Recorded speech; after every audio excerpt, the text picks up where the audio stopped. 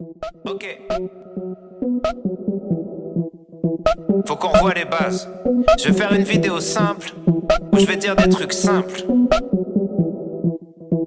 Simple, basique, ok.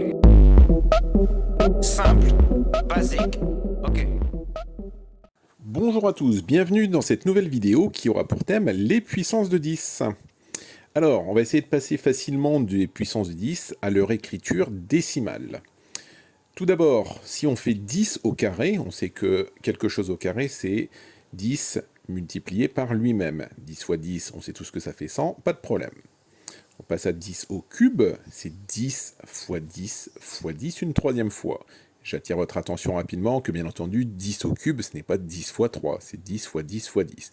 Ça fait bien entendu 1000. On remarque tout de suite que 1000 c'est un 1 avec 3 zéros, et on cherche à faire 10 puissance 3. Donc très facile, 10 puissance 3 c'est un 1 avec 3 zéros. Dans le même ordre d'idée, 10 puissance 4, ça va être un 1 avec 4 zéros, vous l'aurez compris. On fait les autres. 1 million, c'est un 1 avec 6 zéros derrière, ça fera 10 puissance 6. 100 millions, c'est un 1 avec 8 zéros derrière, ça fera 10 puissance 8. C'est facile. On passe maintenant en puissance négative. On a vu en mathématiques que 10 puissance moins 2, c'est 1 divisé par 10 puissance 2. C'est-à-dire 1 sur 100, et 1 centième, ça fait 0,01.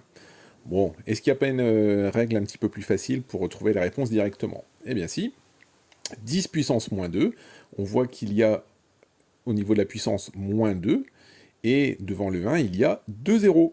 Donc, tout simplement, le chiffre qui est derrière la puissance négative correspond au nombre de zéros devant le 1. On fait un autre exemple. 10 puissance moins 4, ça va être un 1 avec 4 zéros devant, donc 0,3 fois 0, 1. Donc, 1 10 millième. 0,001, donc ça va être bien entendu 10 puissance moins 3, il y a 3 zéros devant le 1. 0,1, ça va être donc 10 puissance moins 1, puisqu'il n'y a qu'un seul 0 devant.